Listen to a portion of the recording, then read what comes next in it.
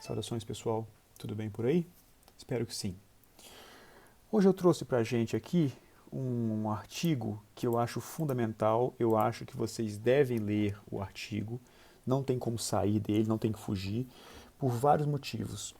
O primeiro deles é que o título do artigo é exatamente um dos itens do edital: Introdução à Sociologia da Administração da Justiça. Então, leia o artigo. O ideal, inclusive, é que você leia o artigo antes de assistir a aula. Dá a pausa, vai lá, corre, lê o artigo e depois volta para assistir a aula. Nesse nosso encontro, eu vou aprofundar alguns aspectos que pode ser que nosso examinador tenha lido o artigo, viu o primeiro item do edital lá, Introdução à Sociologia da Administração da Justiça, jogou no Google e encontrou o artigo. Aí ele lê o artigo, se apaixona pelo artigo, porque é um artigo apaixonante mesmo, e aí ele resolve aprofundar alguns dos itens desse artigo. Nós vamos ver que o artigo ele inspirou o CNJ exatamente a fazer a Resolução 75, que exigiu formação humanística no concurso da magistratura. Então é um texto importante que vocês devem ler. Onde você vai encontrar? Ele está publicado num livro do professor Boaventura, que chama Pela Mão de Alice, tá? O social e o político na pós-modernidade. Mas não é para comprar o livro, não é ir atrás do livro. Você encontra ele no site do próprio professor Boaventura. Se você digitar o número, o título, Introdução à Sociologia da Administração da Justiça, você vai encontrar o texto no site. Tanto é que, aqui no livro, o mesmo capítulo chama A Sociologia dos Tribunais e a Democratização da Justiça. Mas o conteúdo é o mesmo, tá? Só muda o título. Então, ache o texto na internet, para e dá uma lida com atenção nesse texto. Eu vou trazer alguns elementos que vão aprofundar um pouco e tentar encontrar as raízes do artigo em vários outros itens do edital. Combinado, então? Vamos lá. Não sei se você já leu o texto, mas eu vou apresentar então aqui vou fazer um resumo breve do que ele menciona, tá? Seguir está fácil aqui. Em resumo, ele vai mostrar para a gente a evolução de como o direito ele passou a ser enxergado pela sociologia. E aí ele vai dividir essa evolução em duas fases. Uma primeira fase, que é do século XIX até o primeiro quartel do século XX, e a segunda fase, que começa em 1950 e vai até 1960. Basicamente, o que eu espero que você faça é leia o artigo e tente enxergar nesses aspectos teóricos do artigo coisas que você enxerga enquanto está estudando, enquanto é funcionário da justiça, enquanto é magistrado. Como o artigo é importante para compreender como a justiça é administrada hoje. Como o CNJ tem um papel fundamental nessa função de administrar a justiça. Então, leia o artigo com essa intenção. Então, a primeira fase, existe uma visão, isso é importante porque ele dá ênfase nisso, existe uma visão que é normativista, ele privilegia a sociologia do direito, criada no século XIX, privilegia o direito substantivo, tá? Então, basicamente, o que você vai estudar nesses autores clássicos? Eles vão tentar articular o direito com a sociedade, como o direito ele é inserido na sociedade. Já na segunda fase, a partir da década de 50 até a década de 60, nós temos uma orientação do interesse sociológico para dimensões do processo, como o processo tramita, como a instituição se organiza, né, e esses aspectos organizacionais dos próprios tribunais. Basicamente, esse é o mapa geral do texto. E aí o professor Boaventura vai dizer, eu vou mostrar para vocês que existe uma interação muito complexa entre, de um lado, o direito processual e a administração da justiça, e a realidade social, a realidade econômica em que esse direito processual e essa administração da justiça opera no mundo real. Tá bom? Esse é o mapeamento geral do texto. Vamos para o slide 5. A sociologia do direito, diz o professor Boaventura, ela só vai se constituir enquanto ciência depois da Segunda Guerra Mundial. Porque até lá a gente tem uns rupestres, umas tentativas de você criar a ciência, muito embora a sociologia tenha sido criada lá no século XIX por um sujeito chamado Émile Durkheim, está aqui atrás, o Durkheim, ele que cria a sociologia, ele é o primeiro professor de sociologia, e um outro autor chamado Eugen Ehrlich, ele é o primeiro cara que fala a ideia de sociologia jurídica ou sociologia do direito. Mas, enquanto ciência de fato, com método apropriado, tecnicamente adequado, só depois da Segunda Guerra Mundial é o que defende o professor Boaventura. A despeito disso, ele diz, a produção científica teórica foi muito grande, que começa nesses autores clássicos, nós vamos apresentar 3 aqui para vocês. E o professor Boaventura diz, esses precursores, né, o professor Boaventura menciona 4, mas nós vamos chamar 3 aqui, porque são sociologia estrito sensu. Esses autores, eles têm uma função primordial de emprestar densidade teórica para o que vem depois, né? A orientação teórica. As preferências sobre a investigação, o objeto de estudo da sociologia do direito decorre dessas alegações, desses ensinamentos dos clássicos, e eles vão criar conceitos que nós usamos até hoje. Nós vamos tentar entender qual a importância desses caras, dos clássicos, para a sociologia. Tá bom? Então vamos lá. Vamos tratar aqui do século XIX. Estou no slide 6. No século XIX. O que está acontecendo no século XIX? Segundo um sujeito chamado Eric Hobsbawm, no século XIX ele vai chamar de Era das Revoluções. Ele vai dizer que essa Era das Revoluções começa em 1789 e convém que a gente lembre alguns aspectos históricos importantes, que esse foi o ano da Revolução Francesa, e vai até 1848, que é o que o Hobsbawm chama de Era das Revoluções. Significa dizer, gente, o seguinte, que quando a gente olha para a Revolução Francesa e os caras dizem assim, ó, todo mundo é igual perante a lei, significa que eles resolveram o problema? Não é isso que o Hobsbawm vai dizer para a gente. Eu vou ler para vocês aqui um trecho do livro onde ele apresenta a situação que é esse século XIX. Ele vai dizer assim, as cidades e as áreas industriais cresciam rapidamente. Lembra que a Revolução Industrial foi o momento anterior, em que as pessoas foram empurradas para as cidades, saíram dos campos e foram para a cidade. Obviamente que a cidade não está preparada para receber tanta gente. Então diz o Hobsbawm, as cidades e as áreas industriais cresciam rapidamente, sem planejamento ou supervisão, e os serviços mais elementares da vida da cidade fracassavam na tentativa de manter o mesmo passo. A limpeza das ruas, o fornecimento da água, os serviços sanitários, para não mencionarmos as condições habitacionais da classe trabalhadora. A consequência mais patente dessa deterioração urbana, foi o reaparecimento de grandes epidemias de doenças contagiosas, principalmente transmitidas pela água. Aí ele está mencionando, em 1831, 1832, 1818 tinha tifo, cólera, febre e eram bem recorrentes. A bebida também era um sinal de desmoralização, ele coloca entre aspas. Infanticídio, prostituição, suicídio, demência, o que ele chama de cataclismo econômico e social. Aumento da criminalidade, da violência crescente. Outra época aqui, outro trecho, ele diz que havia um terremoto da sociedade que destroçava a vida humana. Menciona a epidemia de cólera, por exemplo. Então, é nesse contexto que essas pessoas que nós vamos apresentar aqui, elas estão falando alguma coisa.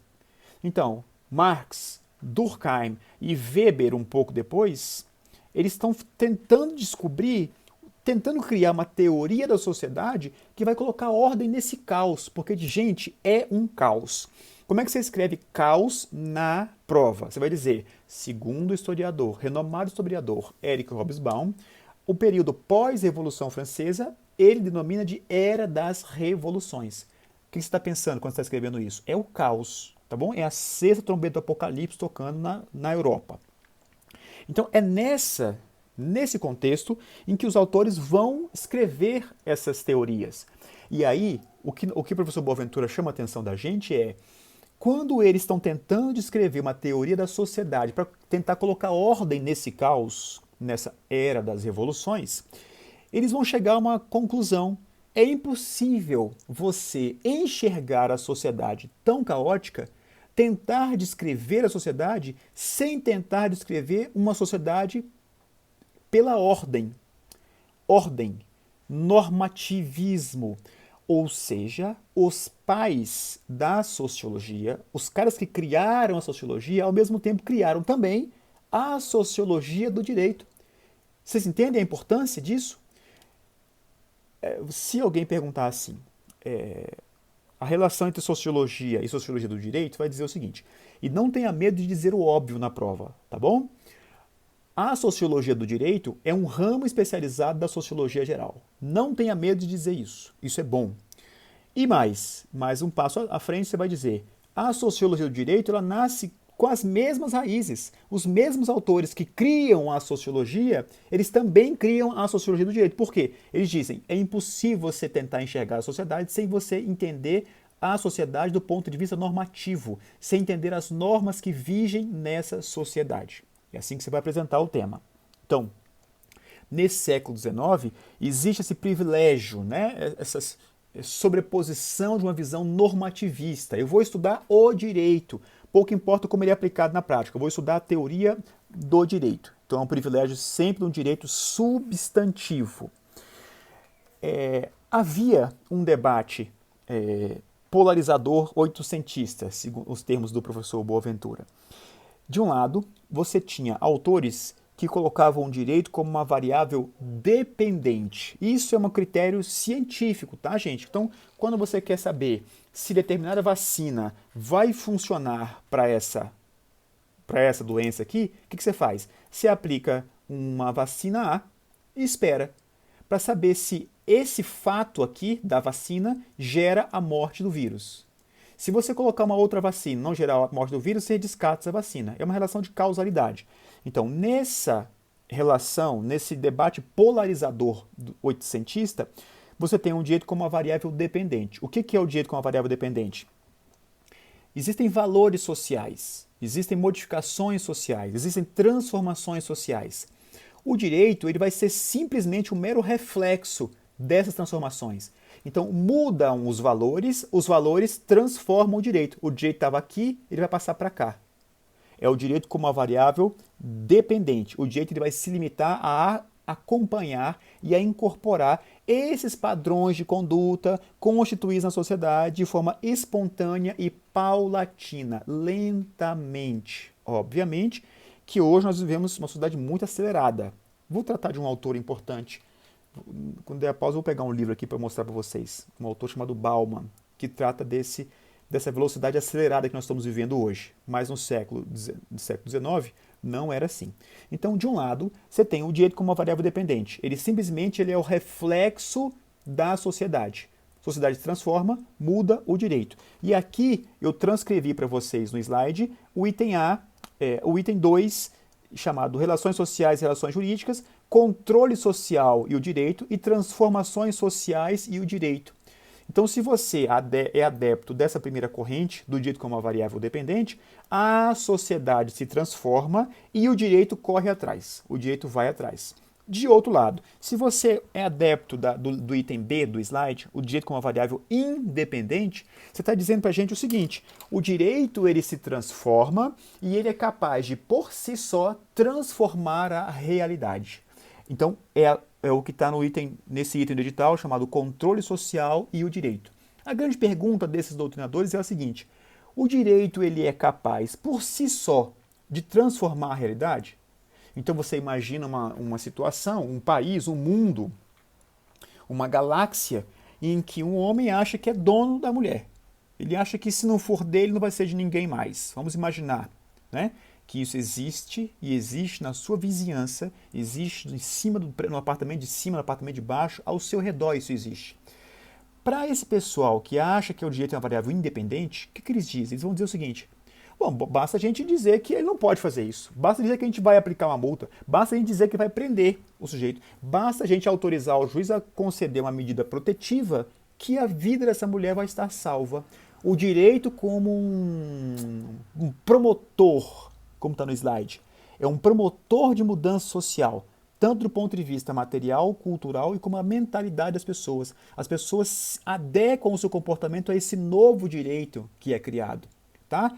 Esse é o debate oitocentista que o professor Boaventura de Souza Santos menciona. O direito como uma variável dependente, o direito que é a mera transformação dos valores sociais, ele representa isso, e o direito como variável independente. O que nós temos hoje de estudos atuais? Nós temos um mix dessas duas coisas. Quando você estuda lá na teoria do direito, a ideia de eficácia da norma jurídica, você está, em larga medida, tentando entender isso aqui. Você tem, de um lado, a eficácia jurídica, né? Que a classificação clássica do professor José Afonso da Silva, a eficácia plena, limitada e contida. Essa é uma eficácia jurídica. Do ponto de vista sociológico, o que se estuda é uma eficácia real, uma eficácia concreta, de como os fatos eles vão se subsumir a essas normas, como a realidade vai realmente se adequar a esse padrão de conduta. Obviamente, você tem vários estudos interessantíssimos disso, porque a gente não tem tempo de tratar deles, mas vou mencionar, por exemplo, um aspecto que na sociologia do direito é considerado como um aspecto contrafático. O direito ele é contrafático, existe uma contrafaticidade. Os fatos sempre vão tentar brigar com o direito. O direito tenta controlar a sociedade e a sociedade tenta fugir dela. Vou dar um exemplo. Imagina a possibilidade de uma lei dizendo o seguinte: não pode ter multa acima de 2%. Tá bom? O que as pessoas vão fazer? Vão tentar fugir disso. Não do ponto de vista criminal, da ilicitude, mas vão tentar usar criatividade. E nós, não tem país no mundo mais criativo do que nós, né? Nós criamos um mecanismo, logo depois disso, chamado desconto pontualidade. O que é o desconto pontualidade? Se você olhar bem para ela, é uma multa, né? Se você pagar até o dia 5, paga 100. Se pagar depois do dia 5, paga 120. O que é isso? Multa. Tá bom? E o STJ, quando eu vi isso na última vez, ele tinha reconhecido a legitimidade desse processo. Mas o que é isso, gente? Multa. Você entende, então, que o direito tenta controlar a sociedade sempre tem que dar um jeitinho. O Brasil é o país do jeitinho. Tem um outro livro, gente, é tanta coisa. Tem um outro livro de um professor chamado Roberto da Mata. O livro está ali. Não vou pegar, não, senão a gente vai alongar demais. Ele tenta demonstrar, revelar como o Brasil ele é feito. E ele vai dizer, por exemplo, um mito ou um ritual que nós temos no Brasil, que é o ritual chamado carteirada. O nome do capítulo do livro do professor Roberto da Mata Você sabe com quem está falando? O que é o você sabe com quem está falando? Você tem uma regra, uma constituição dizendo que todo mundo é igual perante a lei. Mas aí chega alguém e estaciona o carro dele numa vaga que é proibida. Tá bom? Estacionou o carro aqui. Aí chega o carro do Detran e fala assim: olha, o senhor parou o carro numa vaga proibida, eu vou multar o senhor. Aí a pessoa diz assim: não, calma. Essa lei aí que diz que todo mundo é igual, que todo mundo tem que respeitar esse negócio aqui, serve para todo mundo, mas para mim não. Aí o sujeito tira uma carteira do bolso e mostra um brasão e diz assim: não, para mim essa lei não funciona. Esse é um ritual de resolução de conflito, descrito pelo professor Roberto da Mata. Esse é um texto clássico da antropologia jurídica, da sociologia jurídica.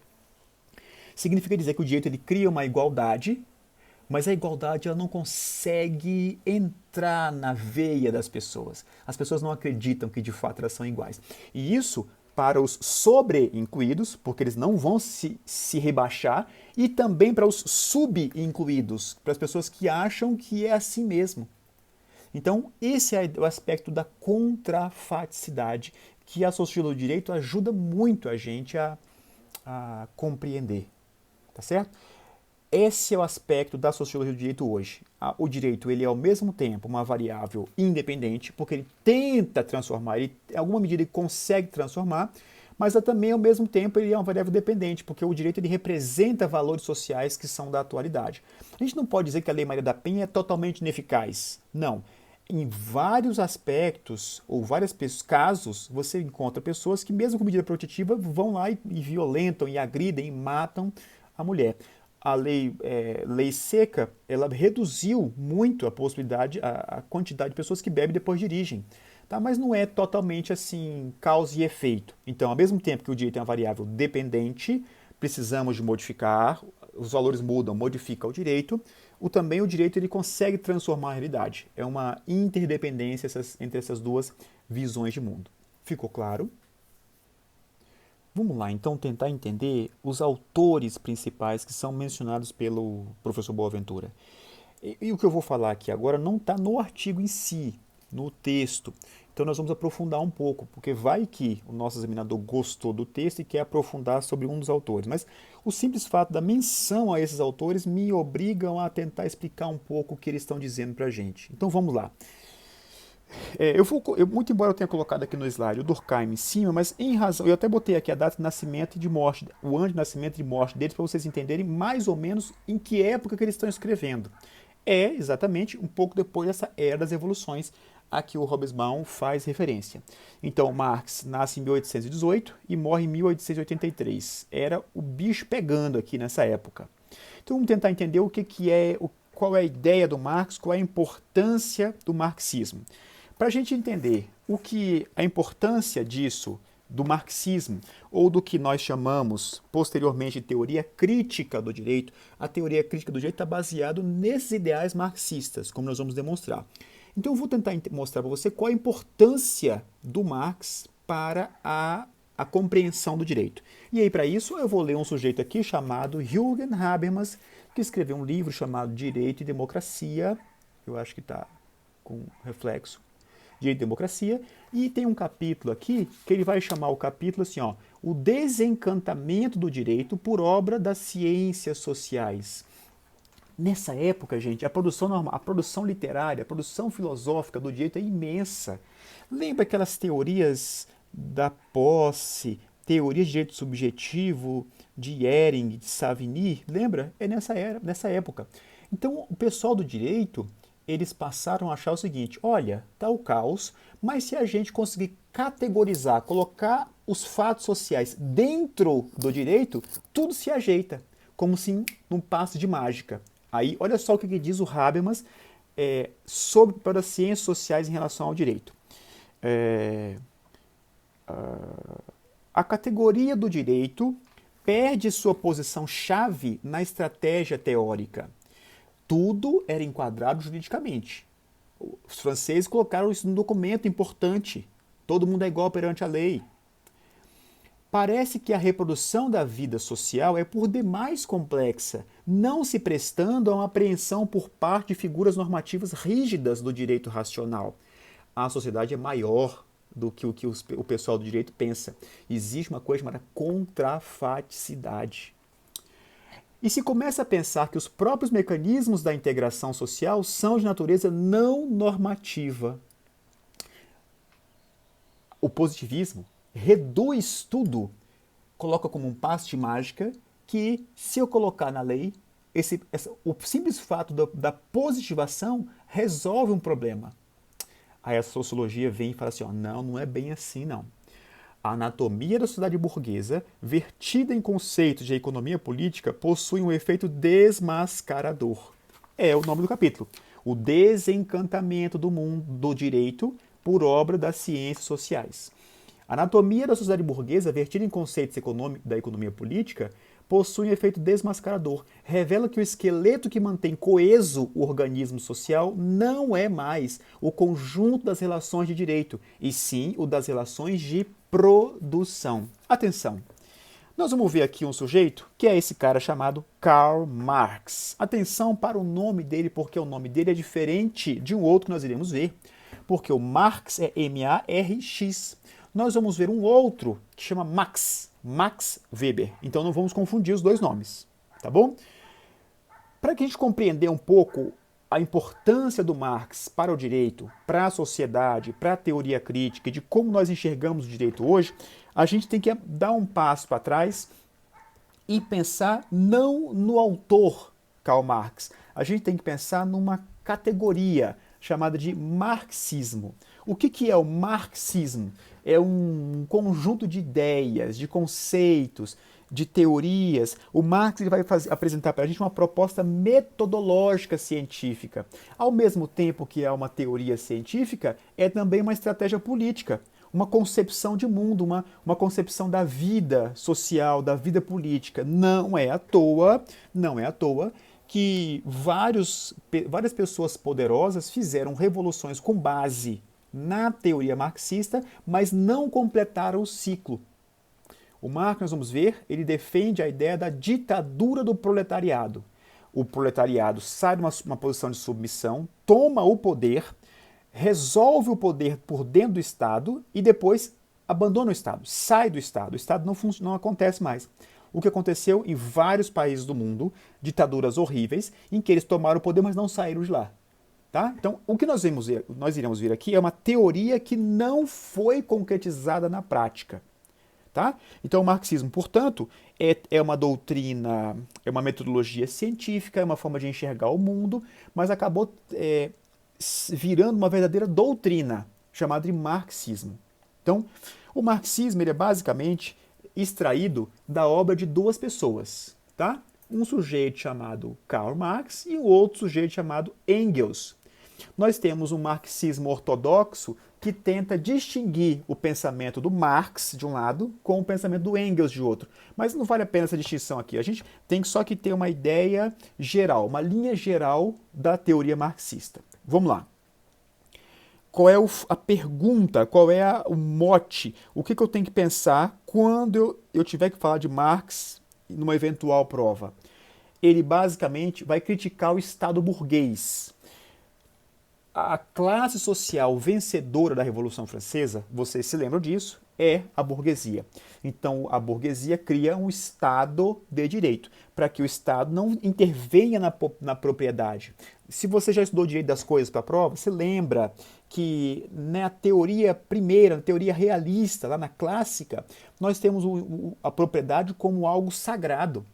Não é só teoricamente, não. Na Declaração Universal dos Direitos do Homem e do Cidadão, se você ler lá no finalzinho, você nos primeiros artigos, assim, ó, todo mundo tem direito à liberdade e o segundo valor é a propriedade. E se você descer na classe, você vai encontrar a propriedade é sagrada. Então, a burguesia ela queria uma liberdade para que o Estado não intervisse na propriedade dela. E é essa realidade social que o Marx está apresentando para a gente.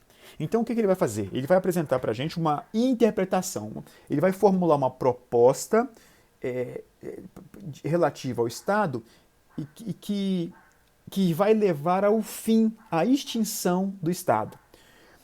Diferentemente dos outros autores, se você pegar os contratualistas, o Hobbes, o Locke, Rousseau, o próprio Hegel, eles vão tentar descrever que o Estado ele é um melhoramento da sociedade.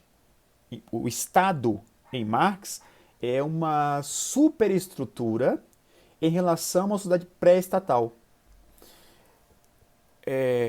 Basicamente,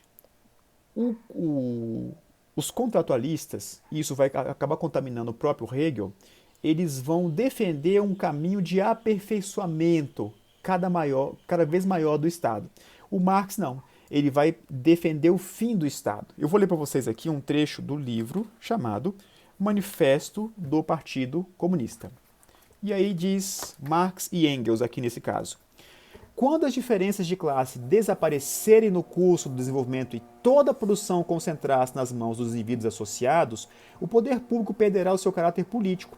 O poder político, propriamente dito, é o poder organizado de uma classe para a opressão de outra. Isso é importantíssimo para entender o raciocínio marxista, a visão marxista da sociedade. Para Marx, existem duas classes sociais muito bem delimitadas. De um lado, a burguesia, de outro lado, o proletariado. Quem é que venceu? A burguesia. Quem é que está sendo espoliado para o Marx? O proletariado. Se na luta contra a burguesia o proletariado é forçado a organizar-se como classe, se mediante uma revolução, essa palavra é importante, coloca Marx, revolução do lado, se mediante uma revolução torna-se a classe dominante e como classe dominante suprime violentamente as antigas relações de produção, então suprime também, juntamente com essas relações de produção, as condições de existência dos antagonismos de classe, as classes em geral, e com isso a sua própria dominação de classe. Então vivemos, em Marx, numa sociedade de classes. Aí acontece uma revolução do proletariado que toma o poder violentamente, é o que ele defende. Uma vez no poder, o proletariado vai desmontando a estrutura de Estado que gera uma desigualdade, que mantém a desigualdade. Quando nós caminharmos e chegarmos num ponto em que essa desigualdade não existe mais, a própria estrutura de classe desaparece, o Estado desaparece, tudo desaparece, inclusive o direito. Certo? Qual a diferença do Marx em relação aos autores que vocês provavelmente lembram, os contratualistas, por exemplo? Os contratualistas dizem o seguinte, olha, a sociedade pré-estatal, que ele chamava de estado de natureza, é um reino da força irregular, da força ilegítima. O Hobbes dizia que o estado de natureza é a luta de todo mundo contra todo mundo. Por isso ele defendia a ideia de um estado forte, de um Leviatã, que ia pegar todos os direitos que nós íamos abrir mão e entregar na mão do Estado para o Estado mandar em tudo. A partir desse momento, nós saímos do estado de natureza e vamos para um estado de civilidade, onde existe norma, onde é possível distinguir o justo do injusto, certo? Os contratualistas defendem basicamente isso. O que o Marx vai defender? É o contrário. O surgimento do Estado, a criação do Estado, não vai significar uma abolição, uma superação desse estado de natureza. Na verdade, a criação do Estado significa, em Marx, um prolongamento do estado de natureza, daquele estado histórico, daquele estado pré-histórico, em que você tem uma situação de extrema desigualdade e injustiça perpétua. Vou ler para vocês aqui um outro trecho em que ele mostra exatamente essa visão de mundo. Diz ele, a moderna sociedade burguesa, surgida nas ruínas da sociedade feudal, não eliminou os antagonismos entre as classes, apenas estabeleceu novas classes, novas condições de opressão, novas formas de luta em lugar das antigas. A nossa época, a época da burguesia, caracteriza-se, entretanto, por ter simplificado os antagonismos de classe. A sociedade inteira vai se dividindo cada vez mais entre dois grandes inimigos, em duas grandes classes diretamente opostas entre si, burguesia e proletariado. E aí ele vai descrevendo isso, ele menciona aqui essas relações de produção em que a Revolução Industrial foi uma coisa tão violenta para todo mundo, como disse aqui o Hobsbawm. O efeito da Revolução Industrial foi tão violenta que ele tem uma frase que é muito famosa. Convém que você anote, caso tenha a oportunidade de usá-la. O Marx vai dizer, tudo que é sólido e estável se volatiza. Tudo que é sagrado é profanado. E os homens são finalmente obrigados a encarar com sobriedade e sem ilusões a sua posição na vida, suas relações recíprocas.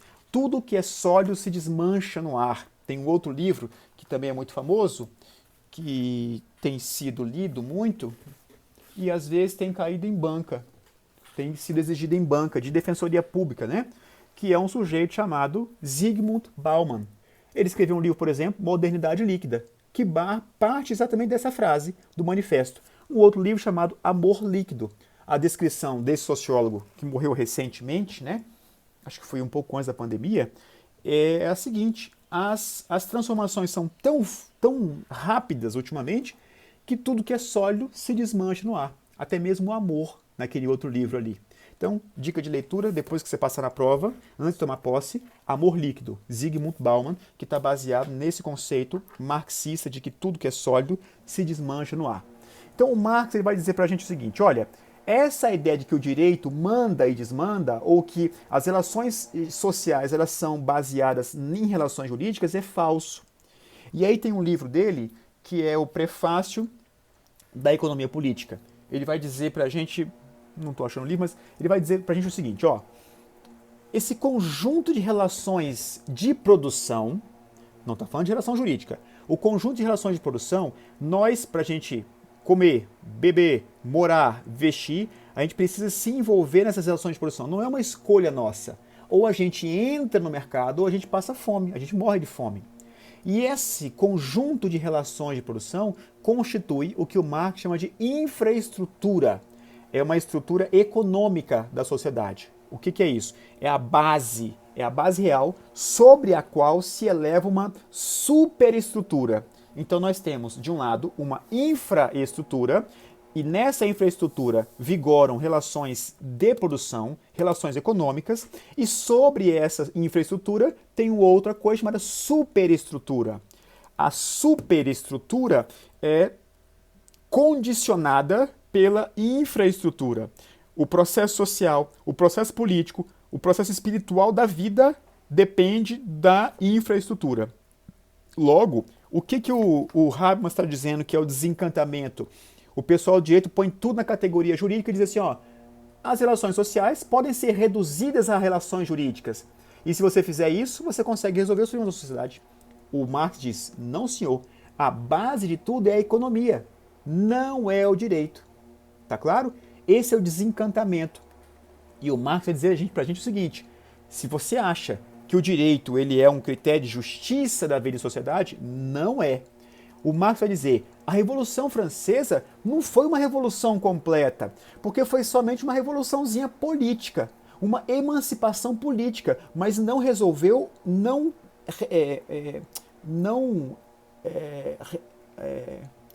emancipou humanamente as pessoas.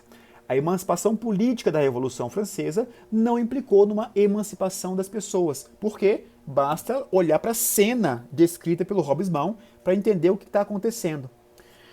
Então, essa é a ideia marxista. O marxismo não defende uma mera conquista do poder estatal. Ele exige uma destruição das instituições por dentro para poder gerar uma sociedade de justiça, que é o que chama de ditadura do proletariado. Tá bom? Só para a gente entender aqui, tem duas outras teorias, são várias teorias que são criadas exatamente no século XIX.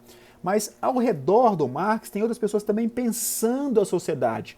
Então tem duas outras teorias que também são criadas nessa época. Uma delas é chamada de social-democracia.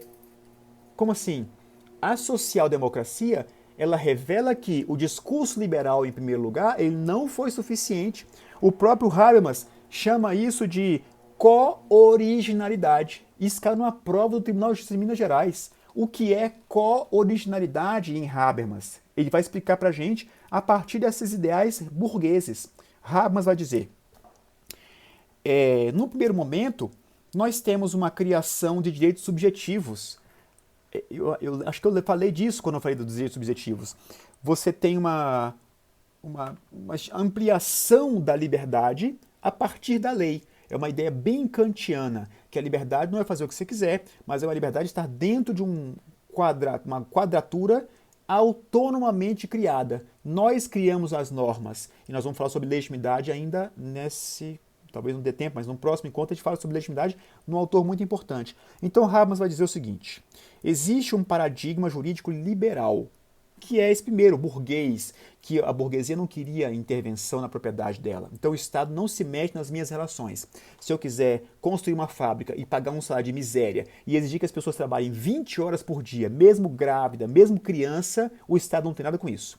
Aí surge um problema, porque a gente vê que isso gera uma injustiça muito grande. Aí o Habermas vai dizer o seguinte, criamos então um segundo paradigma, que é o paradigma jurídico da social. Paradigma social.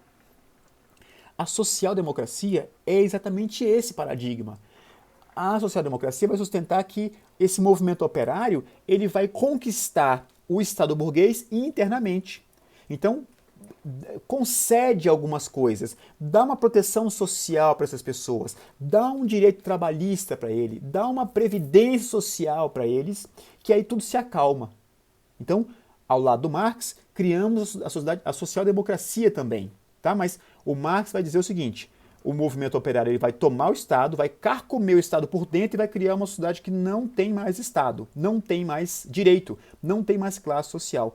A social-democracia, o movimento operário ingressa no sistema e fica no sistema para poder oferir alguma vantagem exatamente por estar dentro do sistema.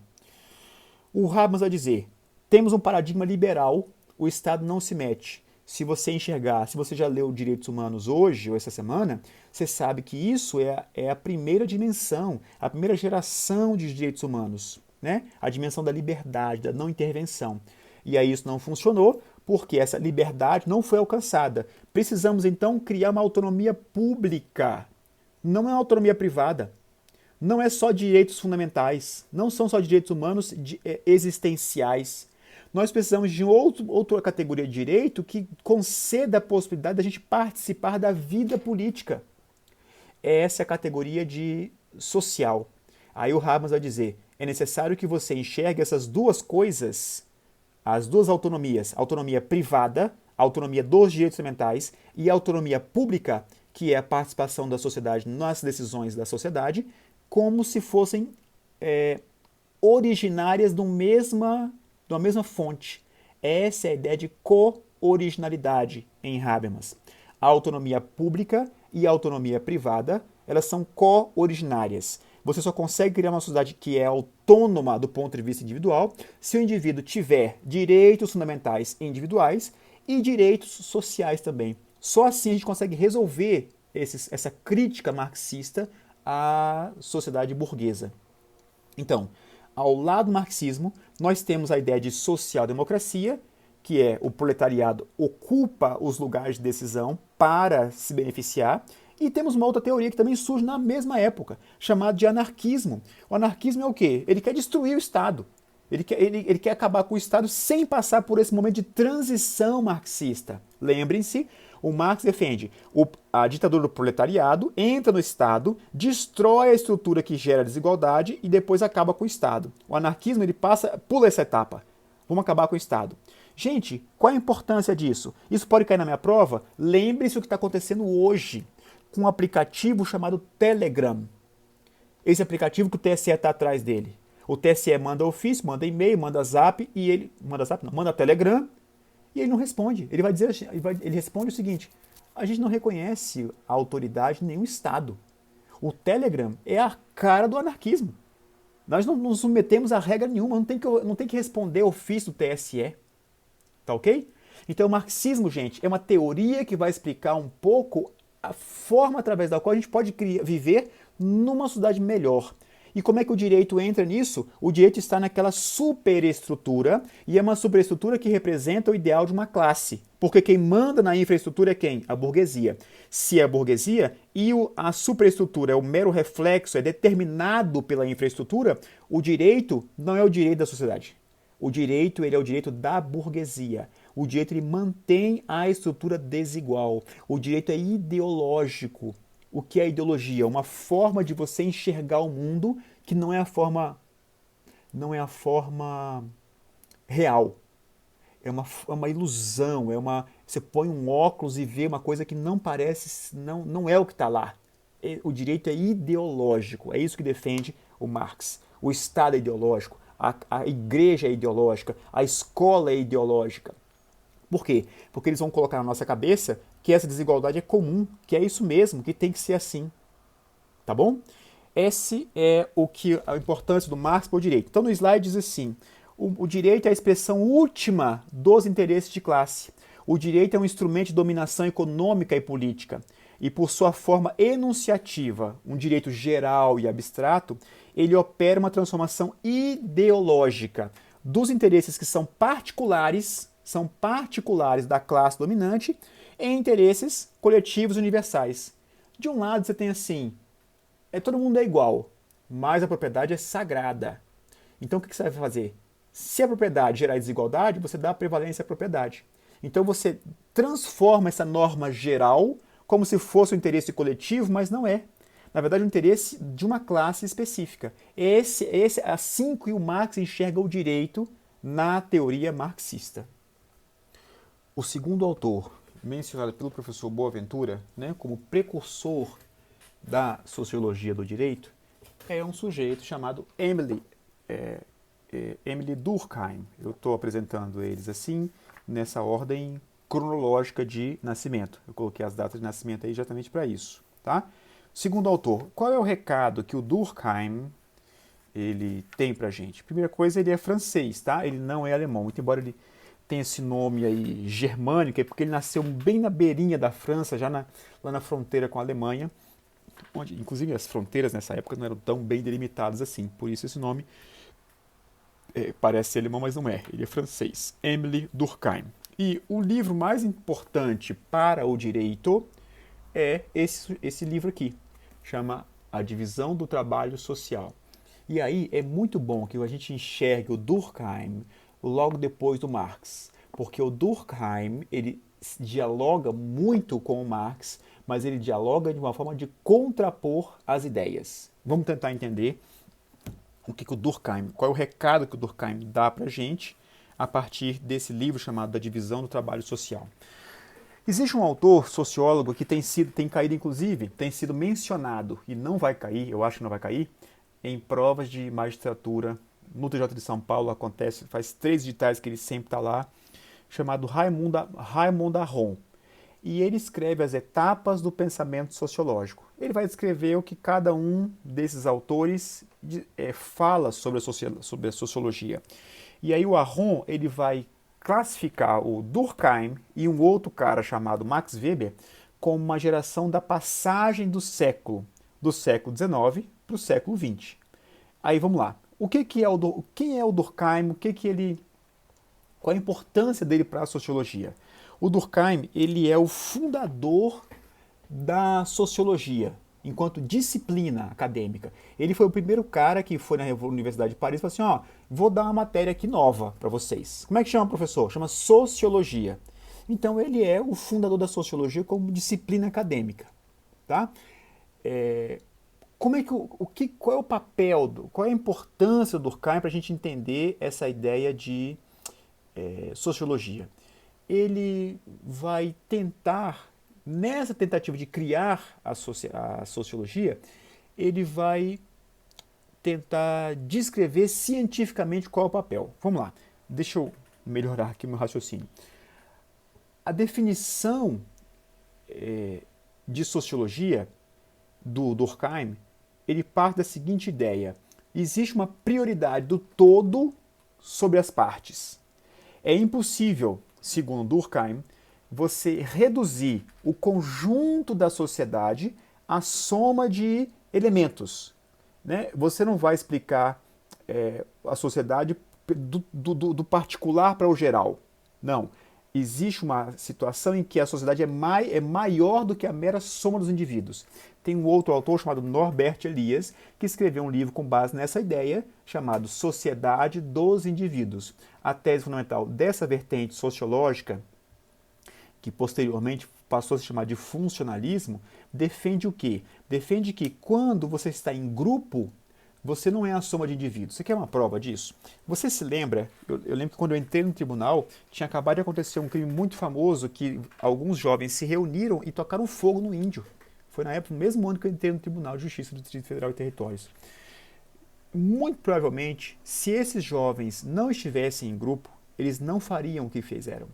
Estar em grupo dá para esse grupo uma configuração que não é uma configuração de mera soma de indivíduos.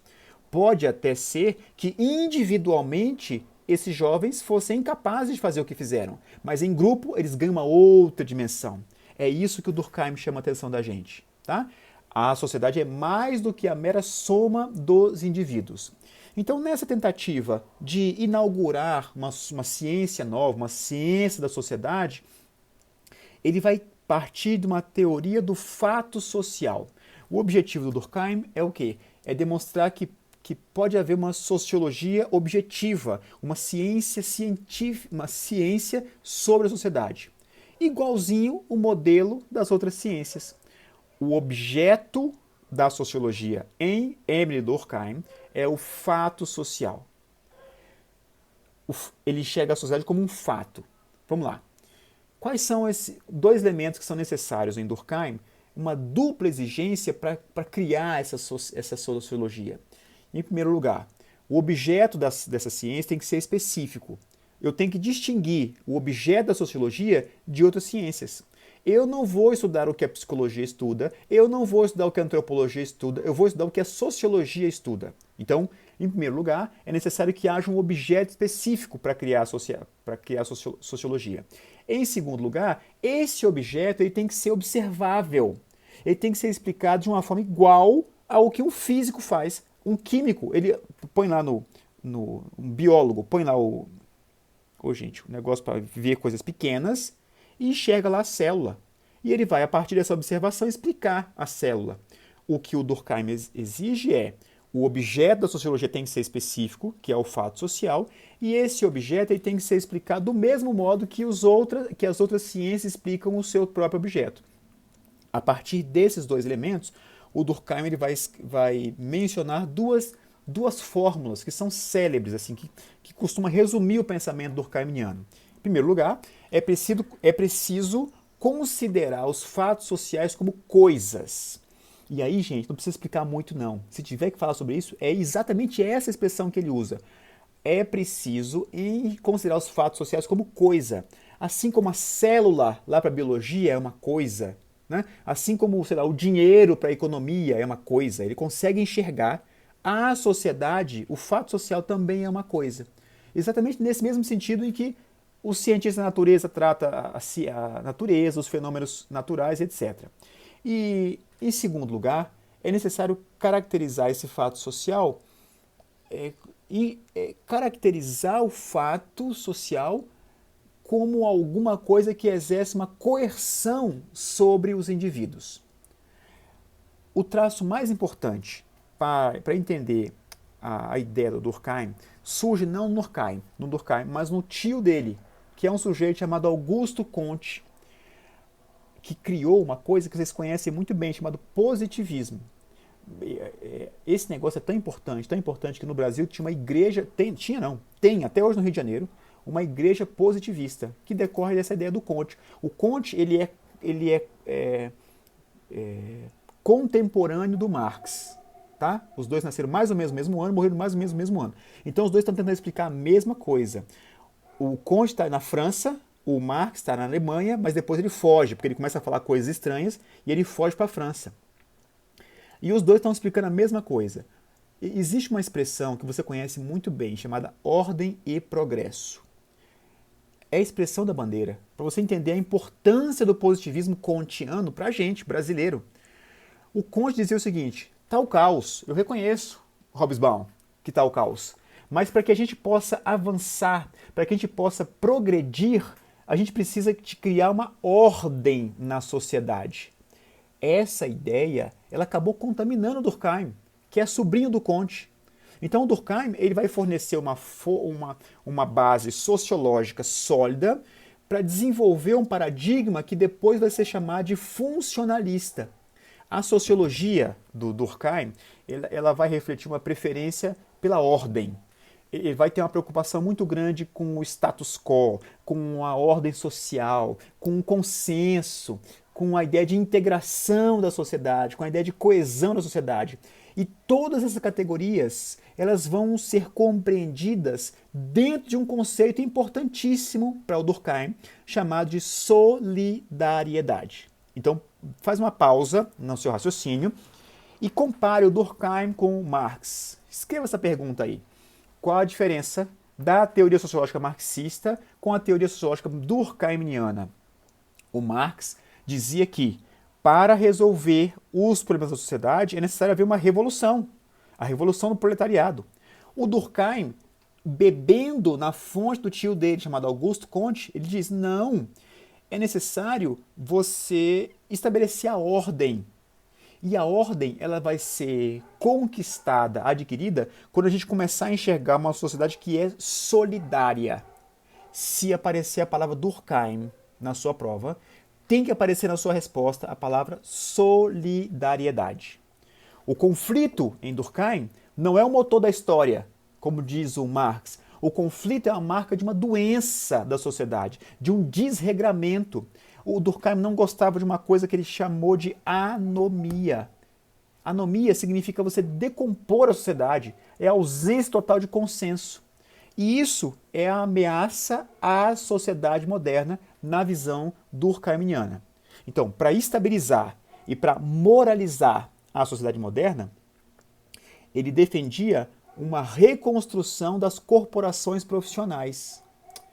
O Marx e o Weber eles enxergavam com muito pessimismo essa tentativa de você expandir gradualmente a organização burocrática. O Marx dizia que essa organização burocrática é ideológica. Ela não representa a justiça social. Vamos acabar com isso e criar uma nova forma. E o Weber também enxerga com ceticismo essa organização das corporações. O Durkheim, de outro lado, não. Ele vai dizer, são as corporações que resgatam esses mecanismos de solidariedade social. Nós somos interdependentes. Não existe essa ideia de luta de todos contra todos, de luta de uma classe contra outra. Tá bom? São visões de mundo bem distintas a partir da mesma realidade social. Então, nesse livro aqui, A Divisão do Trabalho Social, ele vai tomar o direito como um símbolo que vai permitir observar e mensurar um fenômeno que é passível de observação, que é a solidariedade social. Na verdade, a solidariedade não é passível de observação, mas é a solidariedade que resgata a ordem da sociedade. E como eu não consigo enxergar a solidariedade, o que eu tenho que enxergar? Uma coisa que está ao redor da solidariedade social, que é uma coisa chamada direito. Diz Durkheim, a vida social, onde quer que exista vida social, de uma forma assim durável, de uma maneira assim estável, ela tende, é inevitável isso, é natural, não é a palavra que ele usa, mas é inevitável que ela vai assumir uma forma definida e se organizar. Toda a sociedade funciona assim. O direito não é outra coisa senão essa estabilidade. A coisa mais preciosa, a coisa mais estável da sociedade é o direito. Porque o direito ele representa o que nós tratamos internamente como solidariedade. Qual é o papel do direito em Durkheim?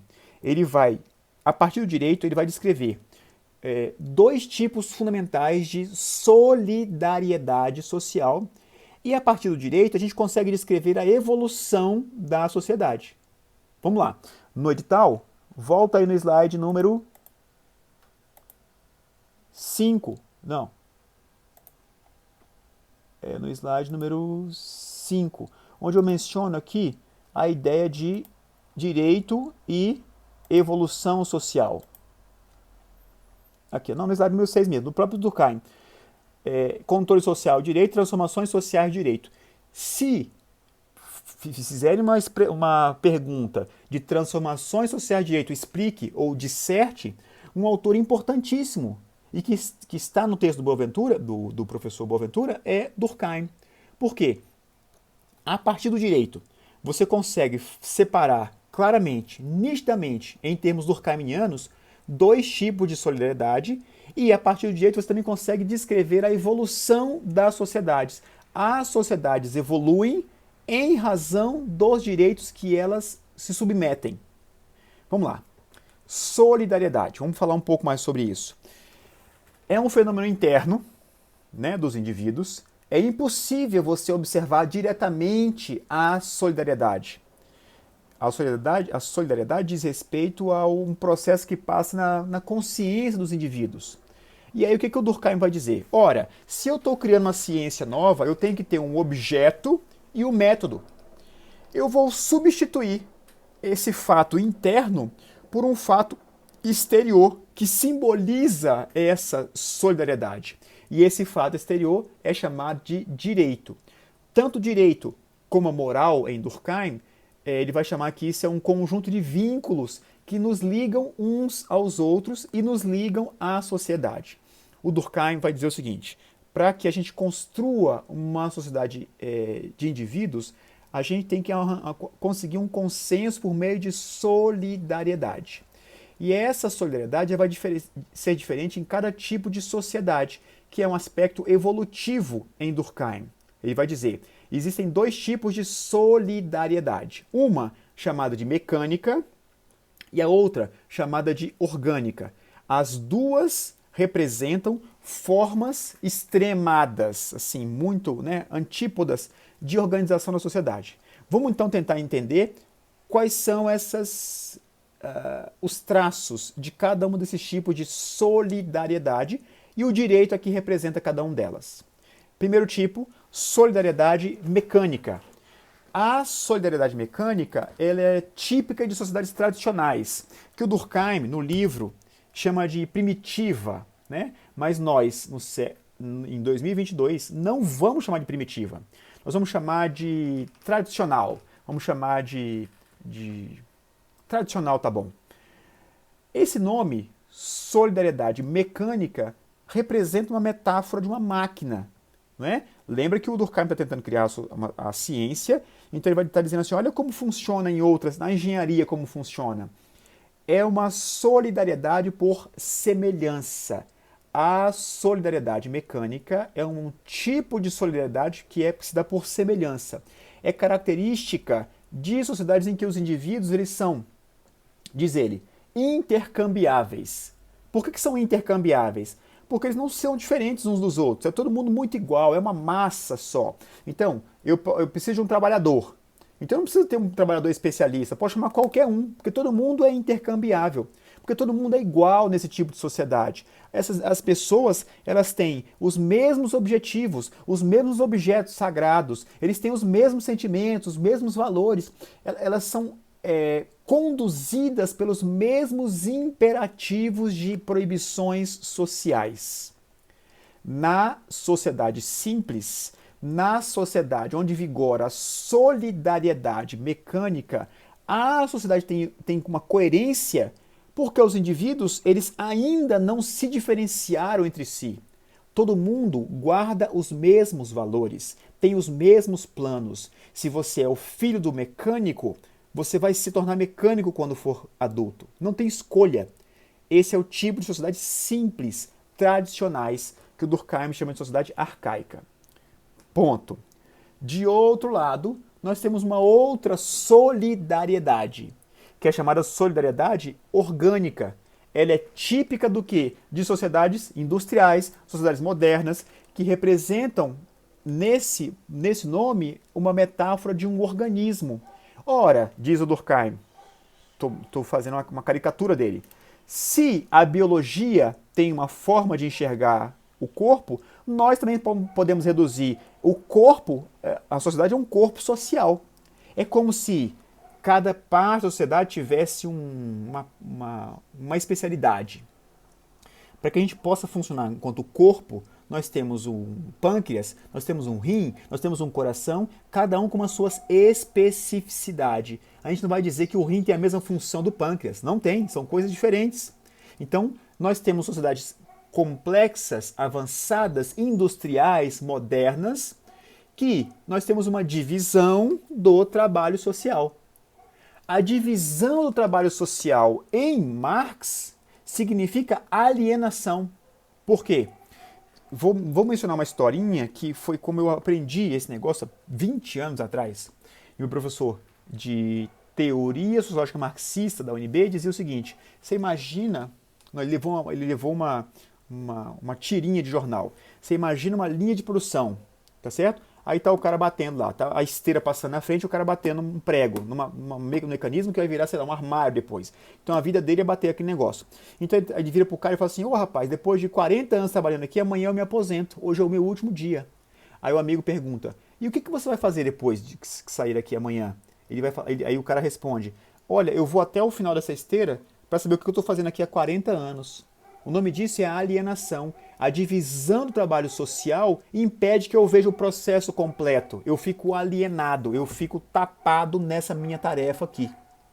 O Durkheim diz, a divisão do trabalho social gera solidariedade. Por quê? Porque gera uma interdependência entre as pessoas, entre as partes da sociedade.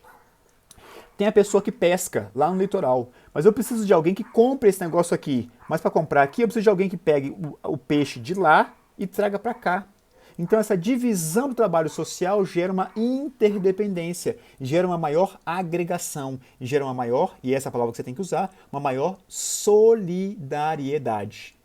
É uma solidariedade não por similitude ou por igualdade, não. É uma solidariedade exatamente por diferenciação. E é exatamente essa a característica de sociedades em que os indivíduos eles não são intercambiáveis, eles são diferentes uns dos outros. Eles têm a liberdade de acreditar, de crer, de querer, de agir conforme as suas próprias preferências, coisa que em sociedade simples não tem. Certo?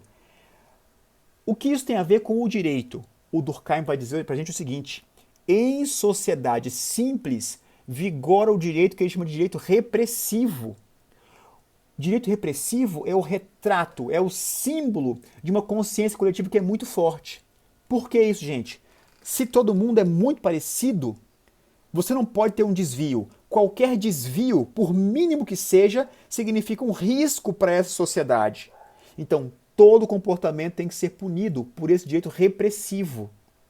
De outro lado, você tem um direito que é chamado ele chama de restitutivo. O Durkheim ele rejeita a ideia de direito público e privado. Ele não admite essa dicotomia. Ele vai dizer que existe o direito repressivo e o direito restitutivo. Ele vai dizer que todo direito é público, mesmo restitutivo. Mas o direito restitutivo ele vai progredir mais em sociedade onde a consciência individual se desenvolve, em detrimento de uma consciência coletiva muito forte. E o direito restitutivo ele vai retroceder ao passo em que a consciência coletiva ela vai avançando. Deixa eu explicar essa ideia. Pensa em uma adolescente grávida. Uma adolescente grávida numa cidade do interior, numa tribo indígena. Pensa nessa mesma adolescente grávida na cidade de São Paulo, por exemplo. Você acha que esse fato ele vai ser representado socialmente da mesma forma? A representação ou o reflexo de uma adolescente grávida é a mesma em sociedades simples e em sociedades complexas? Não, não é. Por quê? Porque em sociedades simples a consciência coletiva é muito forte.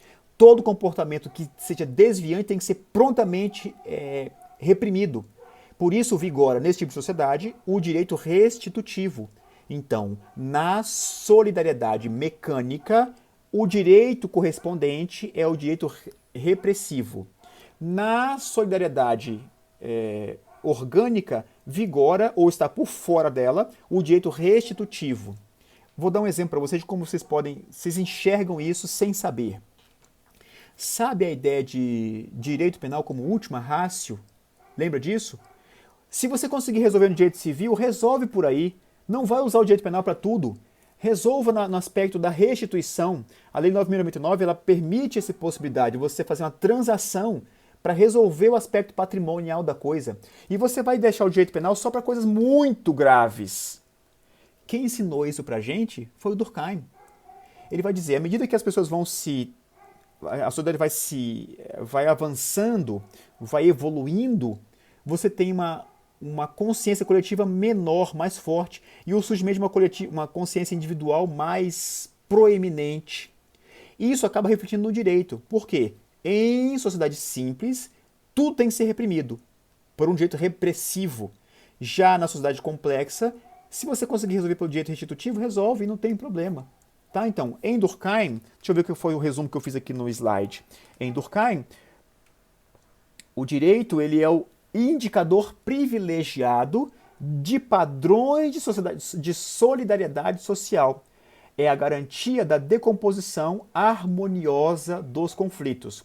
Como é que você acaba com os conflitos em Marx? Revolução. Como é que você acaba com os conflitos em Durkheim? Por intermédio do direito. E o direito vai maximizar a integração social e realizar o bem comum. Nós temos dois mundos muito distintos, um chamado mundo marxista e um outro chamado mundo durkheimiano. Tá certo? Gente, ela está ficando muito grande, eu vou encerrar o bloquinho aqui, essa aula hoje, e aí no próximo encontro a gente vai conversar sobre o Ehrlich e o Weber. Mas, por favor, leia o texto do professor Boaventura. Eu vou tentar demonstrar para você que esse texto ele tem reflexos em vários outros itens do edital, tá bom?